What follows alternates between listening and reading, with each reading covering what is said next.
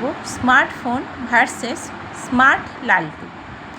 লালটু একদিন রাস্তার ধারে হাতে মোবাইল নিয়ে ক্যামেরা অন করে ভীষণ গম্ভীর মুখে বসে আছে। আর তাই দেখে পচা মানে লালটুর বন্ধু লালটুকে জিজ্ঞেস করে, কিরে এত গম্ভীর মুখ কেন, কী হলো?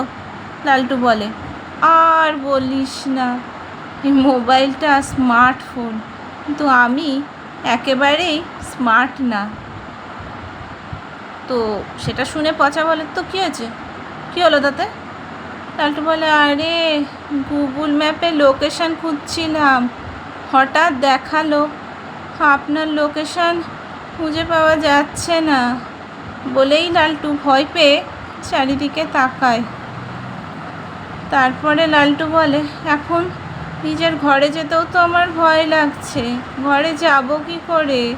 নিজের ঘরে গেলেও তো আমাকে আর কেউ যদি সত্যি করেই খুঁজে না পায়, তাহলে আমার বাড়ির লোক আমাকে খুঁজবে কী করে, আমাকে চিনতে পারবে তো?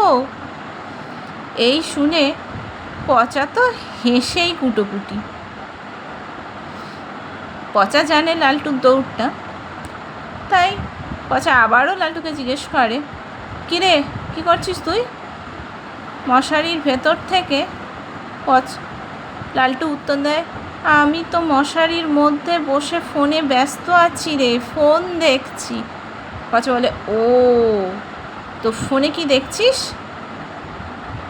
লালটু বলে, মশা ধরার অ্যাপটা ডাউনলোড করার চেষ্টা করছি, এখন থেকে মশারা অনলাইনে ধরা পড়বে। আর ঠিক তখনই একটা মশা এসে লালটুকে খুব জোরে কামড়ে দেয়। মশারির মধ্যেও মশা, ভাবা যাচ্ছে না, নির্ঘাত মশারিটা ফুটোই ছিল। যাই হোক, লালটু তো চিৎকার করে ওঠে, আরে! তাই শুনে পচা ওদিক থেকে বলে, কী হলো? লালটু বলে, অফলাইনে কি মশা ধরা যায় না নাকি? পচা তো হেসে পুরো লুটোপুটি খাচ্ছে মাটিতে, কি করবে এই ছেলেকে নিয়ে। এদিকে লালটু খুব গম্ভীর হয়ে যায় পচার এই হাসি দেখে।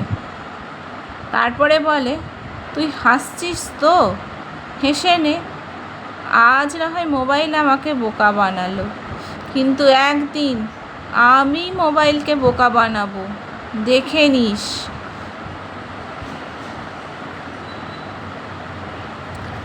লালটু যে মোবাইলকে বোকা বানাতে পেরেছে কি পারেনি সেটা আমি জানি না, সেটা ইচ্ছা হলে তোমরা জানতে পারো, শুনে দেখবে তার জন্য গল্পটা কেমন লাগলো।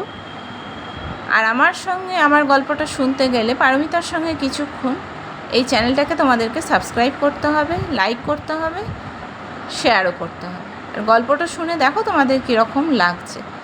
লালটু কি মোবাইলকে বোকা বানাতে পারলো? কি মনে হয় তোমাদের?